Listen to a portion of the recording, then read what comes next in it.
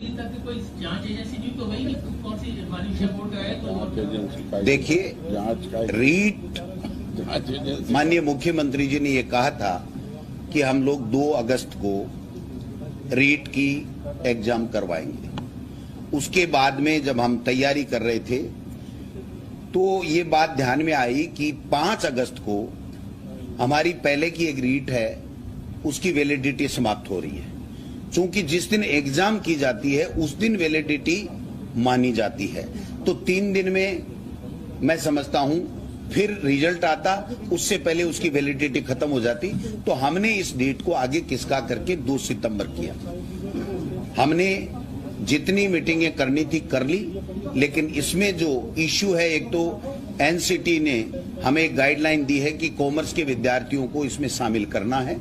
एक गाइडलाइन ये भी आई है कि जो बीएड के लोग हैं वो L1 में भी परीक्षा में भी शामिल हो सकते हैं। तो दूसरे इन चीजों के ऊपर हम लोग मीटिंग करके हमने तय किया है, उसके लिए हमें अमेंडमेंट करने पड़ेंगे।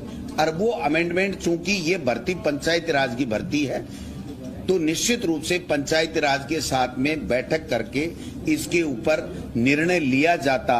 उससे पहले कोरोना इस प्रकार से फैल गया कि हम लोग जब विद्यालय ही नहीं खोल पा रहे हैं तो बच्चों को किस प्रकार से हम लोग आगे बढ़ाएंगे।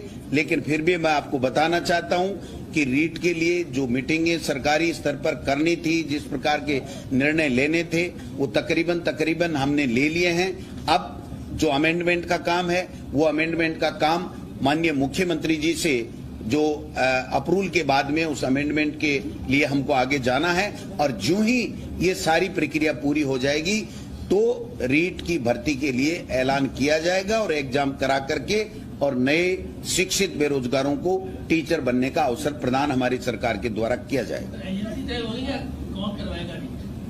ये अंतिम समय में जब होता है तभी होता है। आज कोई एजेंसी तय होना नहीं होना कोई तय नहीं होता है, ये लास्ट का काम है। जब हम पैटर्न तय कर लेते हैं तो उसके बाद में एजेंसी की बात आती है।